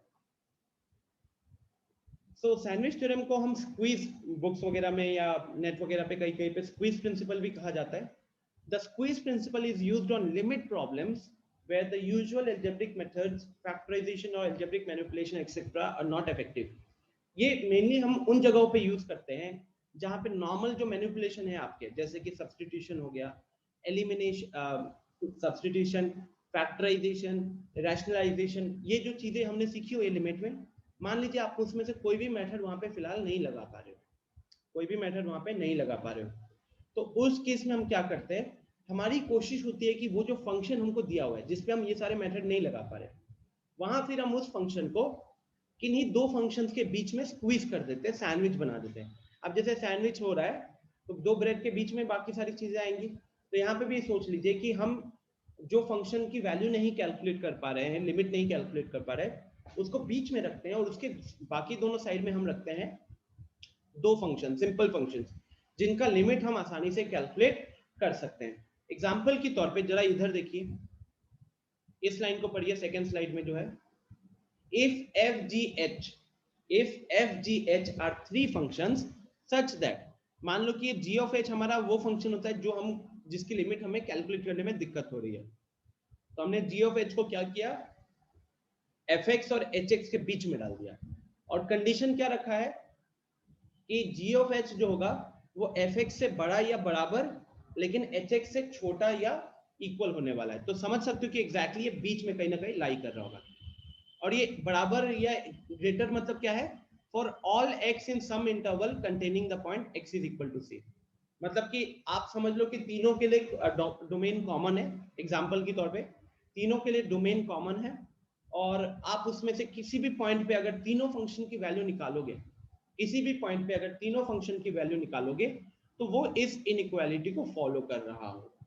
ठीक है, वो इस इनइक्वालिटी को फॉलो कर रहा होगा। This is the thing. Now नीचे वाले पार्ट पे आ जाइए। So limit fx x approaching c is equal to limit hx h approaching c, अगर दोनों की वैल्यू l है। मतलब पहला फंक्शन, हमारा पूरा टारगेट क्या था जानते हो? हमारा टारगेट था इस फंक्शन का लिमिट कैलकुलेट करना at x is equal to c, जो हम नहीं कर पा रहे थे। तो उसके लिए हमने क्या किया स्टूडेंट्स? उसके लिए हमने fx और hx इन दो फंक्शंस के बीच में रखा, क्योंकि हमको fx और hx का लिमिट कैलकुलेट करना हमारे लिए आसान था उसी पॉइंट पे। तो क्वेश्चन कह रहा है कि आपने इस तरीके से फंक्शन को अरेंज किया है, इस तरीके से फंक्शन को प्लेस किया है ताकि fx का लिमिट और hx का लिमिट, मतलब कि बाकी दोनों फंक्शंस का लिमिट अगर l के बराबर आ रहा है, अगर बाकी दोनों फंक्शंस का लिमिट l के बराबर आ रहा है, तो उस केस में ऑटोमेटिकली जो बीच वाला फंक्शन होगा उसका भी लिमिट का वैल्यू L निकल कर आएगा। ठीक है, फिर से रिपीट कर रहा हूँ। यहाँ पे मान लीजिए कि कोई एक फंक्शन है जिस फंक्शन की वैल्यू लिमिट की वैल्यू कैलकुलेट करना हमारे लिए मुश्किल होता है। हम वहाँ पे जो अपना नॉर्मल हमने फैक्टराइजेशन रैशनलाइजेशन वगैरह जो सीखा हुआ है वो फॉर्मूला यहाँ पे अप्लाई नहीं कर पाते। तो फिर यहाँ पे हम सैंडविच थ्योरम का यूज करते हैं। सैंडविच थ्योरम में बेसिकली जो फंक्शन की वैल्यू हमें लिमिट निकालने में दिक्कत हो रही है उसको बीच में रखते हैं और बाकी उसको दो नए फंक्शंस के बीच में डाल देते हैं, जहां पे वो दो फंक्शन जो हम ऐड ऑन कर रहे होते हैं वो इजी सिंपल फंक्शंस होते हैं जिनका लिमिट हमारे लिए कैलकुलेट करना कोई बड़ी बात नहीं है। और वो एक छोटा सा कंडीशन फॉलो करना चाहिए। छोटा सा कंडीशन क्या है कि जो फंक्शन है वो फंक्शन ये इनइक्वालिटी एक तरीके से फॉलो करना चाहिए। तो किसी भी पॉइंट के लिए ये इनइक्वालिटी हमेशा ट्रू होगा, किसी भी इनइक्वालिटी के लिए ये वैल्यू हमेशा ट्रू होगा। ठीक है, सो अब मान लो कि अगर किसी भी केस में अगर ये इनइक्वालिटी ट्रू है और अगर आप पूरे पे लिमिट लगा देते हो, पूरे पे लिमिट लगा देते हो, तो fx पे भी लिमिट आ गया, gx पे भी लिमिट आ गया और hx पे भी लिमिट आ गया। और अगर fx और hx दोनों पे लिमिट की वैल्यू सेम आई, दोनों पे लिमिट की वैल्यू l आई, दोनों एक्सट्रीम वाले फंक्शन थे, तो बीच में जो फंक्शन दोनों के बीच में सैंडविच हुआ पड़ा है उसका भी लिमिट का वैल्यू उस पॉइंट पे l ही आएगा। ठीक है, ग्राफ से इस डायग्राम को इस सिचुएशन को समझने की कोशिश करते हैं। तो जो ऊपर वाला फंक्शन दिख रहा है आपको u के फॉर्म में जो हल्का सा है ये hx हो गया। जो नीचे वाला फंक्शन है उल्टा u के फॉर्म में वो हमारा fx है। hx फंक्शन को नाम दिया गया 1 + x²/2, fx फंक्शन है मेरा 1 - x²/2 और ये बीच में जो थोड़ा सा वेवी टाइप बना हुआ है ये मेरा बीच वाला फंक्शन है, सैंडविच हुआ वाला फंक्शन है g(x). ठीक है, और सिचुएशन समझ सकते हो कि output when we are talking about this inequality, तो we are talking about the output of all the functions. तो क्योंकि वो फंक्शन सबसे ऊपर लाई कर रहा है तो ऑब्वियस सी बात है कि उस किसी भी पॉइंट पे मान लो हम अगर इस पॉइंट पे वैल्यू कैलकुलेट करते तो वो सबसे ऊपर जा रहा है, इस पॉइंट पे वैल्यू कैलकुलेट करें तो वो सबसे ऊपर जा रहा है। कुछ ऐसे पॉइंट होंगे जहां पे तीनों वैल्यू बराबर भी आ सकते हैं। ठीक है, तो ये एक सिचुएशन है जो आपको उस ग्राफ को इमेजिन करवा रहा है। अब यहाँ पे सवाल ये है कि अगर हम 0 पे लिमिट निकाल रहे हैं hx का, देखिए स्टूडेंट्स, हमको hx फंक्शन पता है, हमको fx फंक्शन पता है, लेकिन नोटिस करो हमको gx का फंक्शन भी नहीं दिया हुआ है, हमको gx का फंक्शन भी नहीं दिया हुआ है। बस हमको एक ग्राफ दिख रहा है अभी फिलहाल, हमको एक ग्राफ दिख रहा है, या ये कह सकते हो कि ये इस इनइक्वालिटी को सेटिस्फाई कर रहा है। ठीक है, ये इस इनइक्वालिटी को सेटिस्फाई कर रहा है। तो अगर आप यहाँ पे लिमिट कैलकुलेट करते हो इस फंक्शन का, लिमिट कैलकुलेट करते हो इस फंक्शन का x का वैल्यू 0 पे, तो ये कितना हो जाएगा 1 + 0/2 1 हो जाएगा। नीचे अगर यहाँ पे लिमिट कैलकुलेट करते हो तो ये कितना हो जाएगा 1 - 0/4 1 हो जाएगा। तो नोटिस कीजिए स्टूडेंट कि 0 पे जब हम लिमिट कैलकुलेट कर रहे हैं hx का और fx का, दोनों ही केस में लिमिट की वैल्यू क्या निकल कर आ रही है, दोनों ही केस में लिमिट की वैल्यू 1 निकल कर आ रही है। तो जो बीच में बेचारा फंक्शन फंसा हुआ है वो भी कहाँ पे टेंड करेगा, वो भी 1 को टेंड करेगा। आ रही है बात समझ में? एक मैं उस क्वेश्चन को अभी सॉल्व करके दिखाऊं तो आई थिंक थोड़ा सा आइडिया क्लियर हो जाएगा। ठीक है,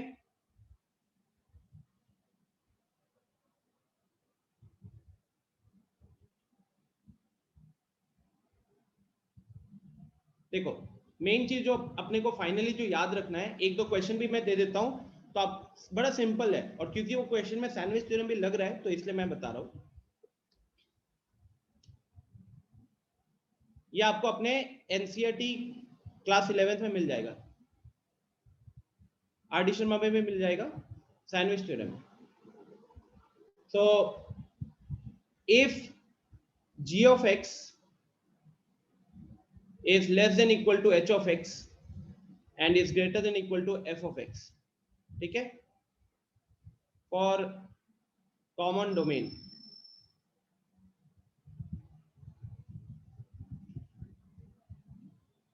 then sorry,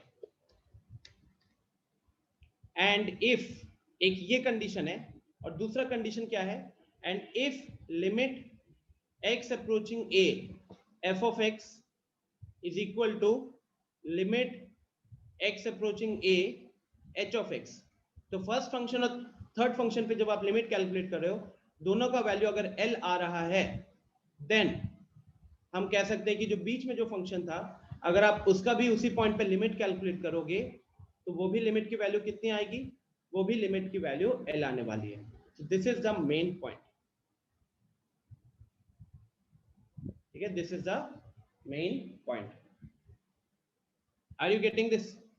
now let's do a question ताकि इस चीज को हम समझ पाए अच्छे से. मैं अगर आपसे पूछूं find limit of x approaching pi by 4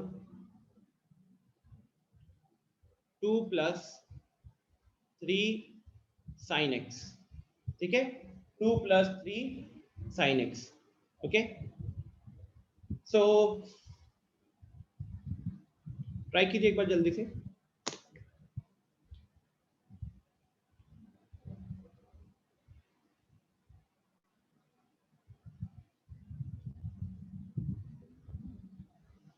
simple question दिया हो. आई थिंक यहाँ पे तो आप वैल्यू पुट करके भी काम कर लोगे. अनिमेश कह रहा है कि सर इतना स्क्वीज किया गया, बेचारा ग्राफ का बीच वाला लाइन ही टेढ़ा मेरा हो गया.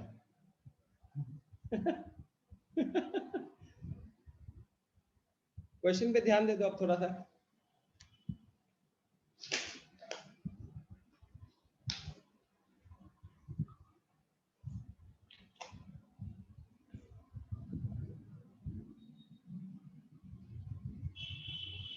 अब देखो, अगर आप इसको नॉर्मल मेथड से सॉल्व करते हो, पहले तो हम वैल्यू पुट करके देखते हैं ना. पहले अगर आपने यहाँ पे वैल्यू पुट किया तो it's coming out to be 2 plus 3 sin of pi by 4 and sin pi by 4 की वैल्यू होती है 1 by root 2. so finally this is coming out to be 2 plus 3 by root 2, right? This is correct, no problem in this. But if you think about sin x, तो sin x की जो value होती है, sin x की जो value होती है वो -1 से 1 के बीच में लाई करती है. sin x की वैल्यू -1 से 1 के बीच में लाई करती है. कोई डाउट है इसमें? ना, अब देखो sin x के साथ 3 मल्टीप्लाइड है, sin x के साथ 3 मल्टीप्लाइड है. तो अगर हम पूरी इनइक्वालिटी में 3 मल्टीप्लाई कर देंगे तो यहाँ पे 1 into 3 3 हो जाएगा और यहाँ -1 into 3 -3 हो जाएगा. तो पहले पूरी इनइक्वालिटी में 3 से मल्टीप्लाई किया. अब ये अगेन इनइक्वालिटी के रूल्स पे आ गए. जब एक पॉजिटिव नंबर से पूरी इनइक्वालिटी को मल्टीप्लाई करते हैं तो हमारा इनइक्वालिटी का साइन नहीं पलटता है. अब देखो अभी भी वहां पे +2 चाहिए, तो अब हम क्या करेंगे, पूरी इनइक्वालिटी में +2 कर देंगे. पूरी इनइक्वालिटी में +2 कर देंगे. रुको, मैं यहाँ पे कुछ गलती कर रहा हूँ.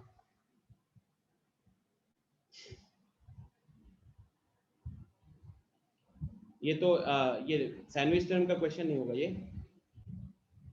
हम फंक्शन तो बना ही नहीं पाए ना x का.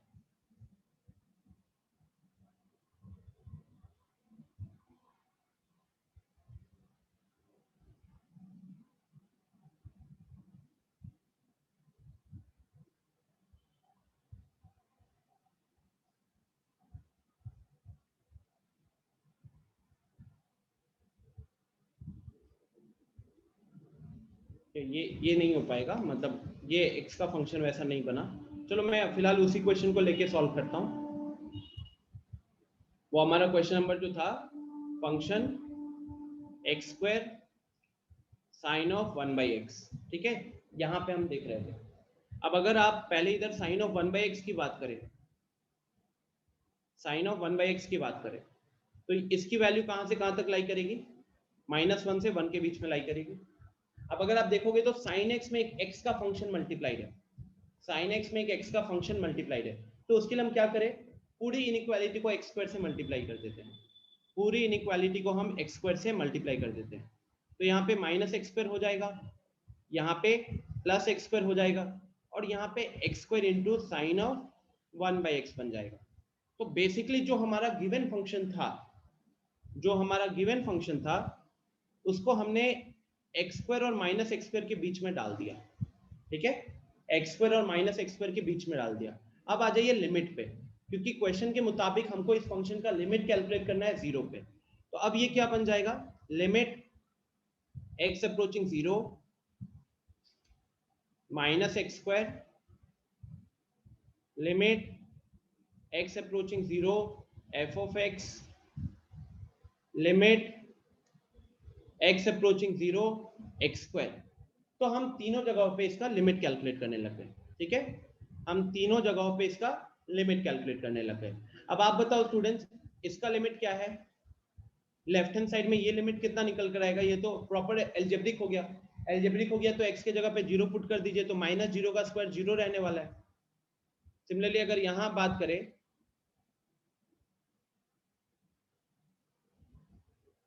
ये वाला वैल्यू भी कितना आ रहा है? एल्जेब्रिक है, 0 पुट किया तो 0 ही रह गया। तो फाइनली यहाँ से क्या दिख रहा है कि अपना लिमिट का वैल्यू 0 निकल कर आएगा कि नहीं यहाँ से? फिर आई थिंक इनइक्वालिटी सब कुछ एक्सप्लेन कर ही रहा है, यहाँ पे इनइक्वालिटी सब कुछ एक्सप्लेन कर ही रहा है। तो therefore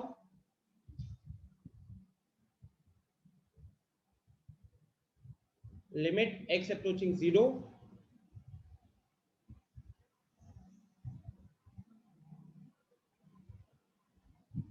f of x is equal to 0। ठीक है, लिमिट की वैल्यू 0 निकल कर आई है। अच्छा नोटिस कीजिए, ये सिर्फ और सिर्फ तभी काम करेगा जब ये वाला वैल्यू और ये वाला वैल्यू बराबर हो। अगर ये वैल्यू अलग अलग हो गए, मतलब लेफ्ट मोस्ट फंक्शन पे लिमिट आ गया 1 और उधर आ गया 2, तब ये काम नहीं करेगा, क्योंकि फिर तो आपका लिमिट का वैल्यू 1 से 2 के बीच में लाई करेगा। आपको बस इतना ही पता चल रहा है, लेकिन आप एक फाइनाइट नंबर पे नहीं पहुंच पाओगे, आप एक फाइनाइट नंबर पे नहीं पहुंच पाओगे। ठीक है, और सैंडविच थ्योरम हम यूज करते हैं एक फाइनाइट नंबर पे पहुंचने के लिए। तो वो जो एनसीईआरटी वाला क्वेश्चन था उसको हम इस तरीके से भी सॉल्व कर सकते थे। ठीक है, अच्छा एक और छोटी सी चीज है, अभी भी 10 मिनट का टाइम बचा हुआ है। The concept of fog and gof, ये वैसे तो हम लोग चैप्टर नंबर 1 में पढ़ते हैं, बट अभी हम बिना उससे भी काम कर सकते हैं। यस,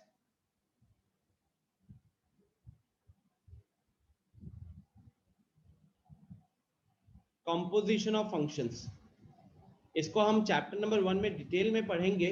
ओके, चैप्टर नंबर 1 अपना क्लास 12 का ही पार्ट है, but as of now we will just try to understand कि ये कॉन्सेप्ट क्या है और इसका कंटिन्यूटी में यूज कैसे होगा। ठीक है, सो कंपोजिशन ऑफ फंक्शंस की अगर हम बात करें, अच्छा क्या चाहते हो पहले मेरे को बताओ, I want to know your approach. क्या अभी हम इसको पढ़े और फिर इसके क्वेश्चंस को देखें, या जब चैप्टर 1 आएगा वहां डिटेल में पढ़ के फिर जो कंटिन्यूटी के 2-3 क्वेश्चंस बचे उसको कवर अप कर लेंगे? बताइए क्या चाहते हो। इसके क्वेश्चन मतलब कोई मुश्किल क्वेश्चन नहीं होते हैं, बस हमको कंपोजिशन ऑफ फंक्शंस पता होना चाहिए। What do you want, tell me. Roshan कह रहा है डिटेल में पढ़ेंगे उसी टाइम, अनिमेश कह रहा है खत्म करिए। क्या चाहते हो मेरे को एक बार बताओ, मैक्सिमम मेजॉरिटी जो कहेगी हम मैं उसके अकॉर्डिंग कर लूंगा। सर बात क्लियर, सर रखा रह जाएगा फिर। नहीं रखा नहीं रह जाएगा, मुझे खुद याद रहेगा, क्योंकि जब हम लोग पास्ट के क्वेश्चंस करेंगे तो उस टाइम पे आप कह सकते हो कि एवरीवन विल रिमेंबर दिस ना, अगर ये छूटेगा कुछ। टीचर क्या क्या पढ़ाता है ये स्टूडेंट को याद नहीं रहता है, लेकिन क्या छोड़ता है वो याद रहता है। अच्छा मेजॉरिटी अंशु, आर्यन, रिवांश सबका कहना है कि उसी टाइम पे पढ़ेंगे। ठीक है, तो फिर आपको क्या काम करना है, let me take you to here.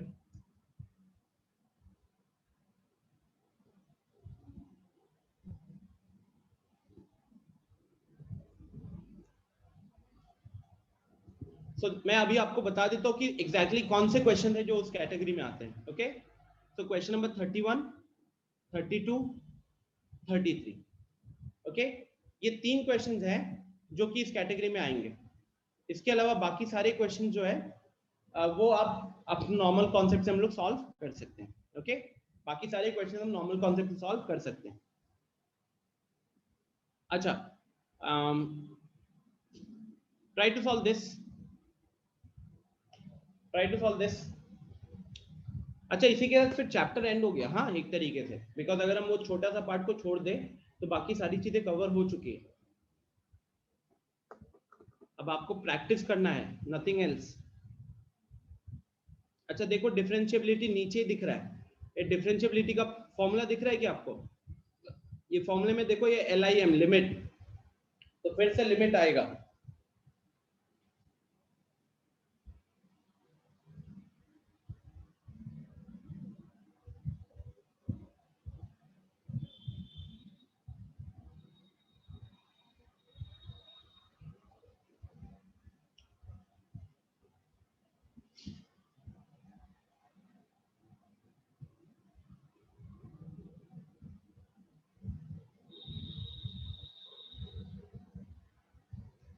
34। अब मैं 34 को सॉल्व करने का तरीका बताता हूँ, और जो मैं प्रोसेस बताऊंगा ना वो प्रोसेस हमको इंटीग्रेशन में भी जरूरत पड़ता है, तो ध्यान से सुनिएगा। It's not difficult at all, specially because आप लोगों ने मॉड्यूलस किया हुआ है स्टार्टिंग में। तो f of x is equal to mod of x, plus था या माइनस था, प्लस माइनस, ओके। तो गाइस जैसे कि GIF हमारा कभी पीछा नहीं छोड़ेगा, वैसे ही ये अपना मॉड तो और पीछा नहीं छोड़ता, ठीक है, स्पेशली जब इंटीग्रेशन वगैरह आएगा। तो मॉड वाले फंक्शन में हमें पता है कि इसका जो आउटपुट होता है that is always non negative. अगर आप इनपुट में -5 भी डालोगे तो आउटपुट +5 निकल कर आएगा। ओके, तो इसकी खासियत ये है कि हम ये कभी भी हमें पीछा नहीं छोड़ने वाला। अब यहाँ पे आप how to solve this kind of questions. Okay, तो मेरा फर्स्ट टारगेट ये अपने दिमाग में समझ जाओ। स्टेप 1,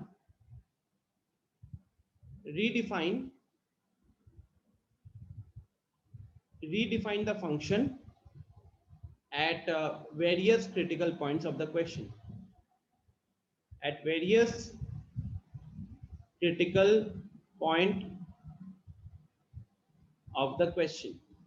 ये एक्चुअली दो तरीके से सॉल्व कर सकते हो। पहला, बुक्स वगैरह में जैसे कि अलजेब्रा ऑफ लिमिट लगा के, सुनो, इसको सॉल्व करने का दो तरीका है। पहला, mod of x is a continuous function, mod of x plus 1 is a continuous function। दोनों कंटिन्यूस फंक्शन है एट ऑल रियल वैल्यूज, ठीक है, डोमेन भी दोनों का r है। तो आपको पता है कि अगर fx कंटिन्यूस है, gx कंटिन्यूस है, तो fx माइनस gx भी हमेशा कंटिन्यूस होता है। तो वो एक अप्रोच लगा के आप इस क्वेश्चन को इजीली आंसर कर सकते हो, ठीक है। मैं जो अभी अप्रोच बता रहा हूं, it is something which we are going to use for even difficult questions. Yes Roshan, modulus function हमेशा कंटिन्यूस होता है, तो दो मॉडुलस फंक्शन का डिफरेंस भी हमेशा कंटिन्यूस होगा। माय पॉइंट इज कि अभी हम जो यहाँ पे डिस्कस कर रहे हैं ना, ये मेथड है जो कि हम आगे भी फॉलो करेंगे, ठीक है। आगे जैसे डिफरेंशिएबिलिटी आएगी उसमें भी इस तरीके के क्वेश्चन होंगे तो हम फॉलो करेंगे। उसके बाद इंटीग्रेशन में खासा यूज होता है। फिर आगे आएगा एरिया अंडर कर्व, वहां पे भी फिर आपको मॉडुलस परेशान करेगा। तो मैं चाहता हूं कि मॉडुलस के साथ हम कैसे ऑपरेट करें ये सीख जाए। और इसका सिंपल सा तरीका क्या होता है कि फंक्शन को रीडिफाइन कीजिए at various critical point. Critical point क्या होता है स्टूडेंट्स? अब मान लो कि आपके पास दो मॉड के फंक्शन है अंदर, आप देखो कि पहला मॉड का फंक्शन 0 कब होगा। आप बताओ कि ये वाला कब 0 होगा, x का क्या वैल्यू रखोगे ताकि वो 0 होगा, बताओ, हरी अप। 0 पे। और यहां पे क्या होने वाला है, ये कब 0 होगा, x प्लस 1 कब 0 होगा,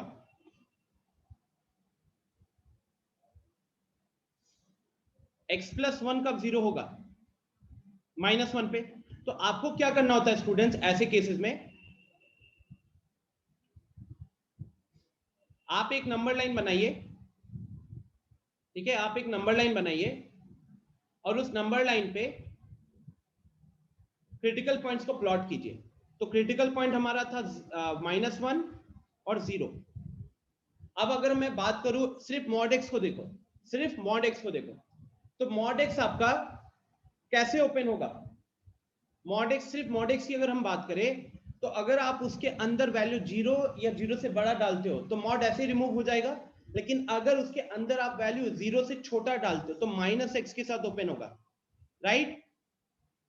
तो अगर आप 0 या 0 से बड़ा वैल्यू डालते हो तो ये नंबर लाइन के अकॉर्डिंग बात करें तो 0 से राइट के लिए, 0 से राइट पे अपना मॉडुलस फंक्शन क्या रहेगा, it will remain simply x। लेकिन 0 से लेफ्ट पे क्या रहने वाला है, it will be -x, it will be -x, ठीक है। 0 से देखो ये क्या कह रहा है, ये कह रहे हैं कि 0 से बड़ा कोई भी वैल्यू उठाते हो, 0 या 0 से बड़ा कोई भी वैल्यू उठाओगे तो वहां पे अपना मॉडुलस फंक्शन होगा x, मतलब x का मॉड x का वैल्यू x ही रहेगा। लेकिन उससे छोटा, तो उससे छोटा मतलब लेफ्ट हैंड साइड में जितने भी इंटरवल है हर जगह पे वो कैसे ओपन होगा, तो -x के साथ ओपन होगा। सेम अगर हम x प्लस 1 की बात करें, x प्लस 1 का क्रिटिकल पॉइंट क्या है, x प्लस 1 का क्रिटिकल पॉइंट आपने खुद ही बताया -1। तो इसका मतलब -1 के राइट में मॉड ऐसे ही हटा देंगे और -1 के लेफ्ट में मॉड एक माइनस साइन के साथ ओपन होगा। माइनस उसके राइट में ये क्या होगा, राइट में ऐसे ही ओपन कर दोगे, लेकिन लेफ्ट में माइनस साइन के साथ ओपन होगा, ठीक है। सो -1 के राइट में यहाँ पे ये x+1 रहेगा, यहाँ पे भी ये x+1 रहेगा, और इसके लेफ्ट में ये -(x+1) होगा। सिर्फ इतना ही चीज करना है। कोई दिक्कत यहां तक? चेक करके बताओ। 11th में जब हम मॉडुलस इनइक्वालिटी वगैरह सॉल्व करते थे तो सेम फॉलो करते थे मेथड, बट शायद ही किसी को भी याद होगा। कोई दिक्कत यहां तक? अब आप इसको रीडिफाइन कैसे करोगे? आप इसको रीडिफाइन कैसे करोगे? पहले आपने ये अपना बना लिया, इसके बाद हमको क्या दिख रहा है? हमको ये दिख रहा है कि मेरा जो फंक्शन था वो था mod x minus mod of x+1, ये मेरा फंक्शन था। अब आपको बेसिकली इस फंक्शन को रीराइट करके 3 भागों में डिवाइड करोगे।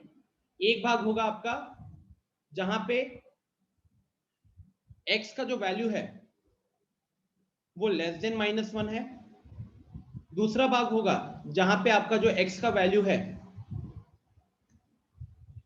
वो -1 से 0 के बीच में लाई कर रहा है। और तीसरा वैल्यू होगा आपका जहां पे x का वैल्यू ग्रेटर देन 0 है। मतलब ये 3 इंटरवल में हमने बांटा ना क्रिटिकल पॉइंट को रखने के बाद।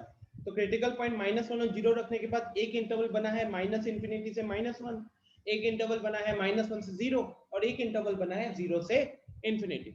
तो अब इस 3 डेफिनेशन में हमारा क्या चेंज होगा? जैसे सबसे पहले लेस देन -1 की बात करें तो वहां पे mod x कैसे ओपन हो रहा है स्टूडेंट? देखिए मैंने ऊपर ऑलरेडी रेड कलर से लिखा हुआ है, तो वो -x बन के ही खुलेगा। नीचे जो mod ऑफ x+1 कैसे खुलेगा? तो वो माइनस के साइन के साथ खुलेगा। तो ध्यान रखिएगा कि यहाँ पे ऑलरेडी एक माइनस दिया हुआ है, यहाँ पे ऑलरेडी एक माइनस दिया हुआ है, तो ये कुछ इस तरीके से बनेगा। फिर बात करते हैं सेकेंड वाले के लिए। x जब -1 से 0 के बीच में लाई कर रहा है तो फर्स्ट फंक्शन माइनस साइन के साथ ओपन हो रहा है, जबकि दूसरा फंक्शन ऐसे ही मॉड रिमूव कर दे रहे हो। थर्ड वाले में अगर बात करें तो थर्ड वाले में 0 से बड़ा, तो दोनों मॉड ऐसे ही रिमूव हो जाएंगे। देखो समझ में आ रहा है? बस आप नोटिस करो, mod x का हमने वैल्यू पुट किया उस इंटरवल के लिए, mod ऑफ x+1 का वैल्यू पुट किया उन इंटरवल्स के लिए।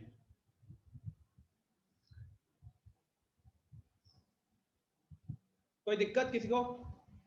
Any problem?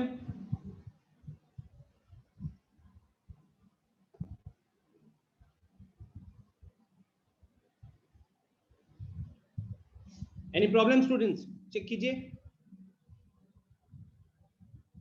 तो अब अगर हम उसको फिर से रीराइट, अब अगर उसको प्रॉपर तरीके से लिख दे फिर, तो पहला वाला क्या हो गया? ब्रैकेट ओपन करने से -x + x कैंसिल हो गया, तो यहाँ पे बचेगा बस -1।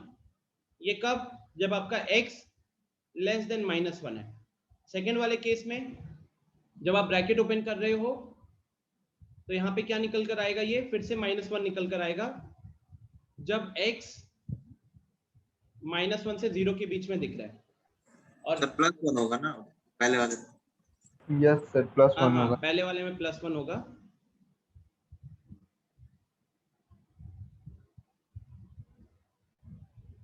ठीक है। सेकेंड वाले में -1 और थर्ड वाले पे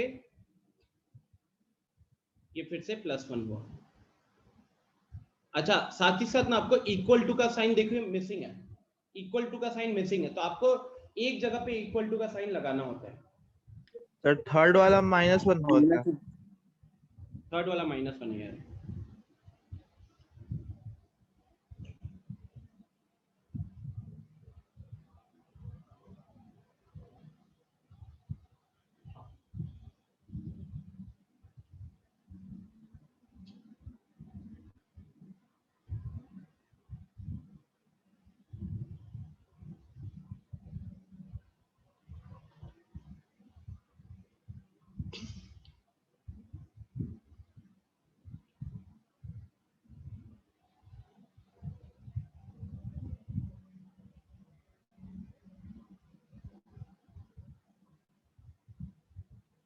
तो यहाँ पे मेरे से कुछ गलती हो रही है, मेरे को अभी पता नहीं चल पा रहा है बिकॉज क्वेश्चन गलत हो जा रहा है मेरे ब्रेकअप से। ठीक है,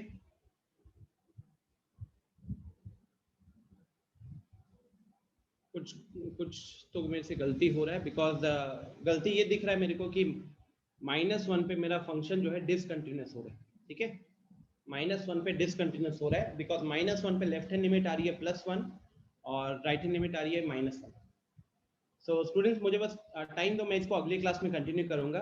अभी हड़बड़ी में कुछ गड़बड़ हो जाएगा और 10 बजे मेरी अगली क्लास भी है। ठीक है, तो मेरे को एक बार देख लेने तो कहाँ पे गलती हो रहा है एंड मैं इसको अगली क्लास में यहीं से कंटिन्यू करूंगा। ठीक है, सो एंडिंग द सेशन हियर। वैसे इस क्वेश्चन को इस लॉजिक से आराम से सॉल्व कर सकते थे कि पहला फंक्शन हमेशा कंटिन्यूअस है, दूसरा फंक्शन हमेशा कंटिन्यूअस है, तो fx - gx हमेशा कंटिन्यूअस होगा। ठीक है, so I will just look into it and I will get back to this in the next class. Divyanshu slide अभी अपलोड कर दूंगा यार, अभी 5-10 मिनट के अंदर अपलोड हो जाएगा ये स्लाइड। ठीक है, चलिए, so I'm ending the session. Bye everyone.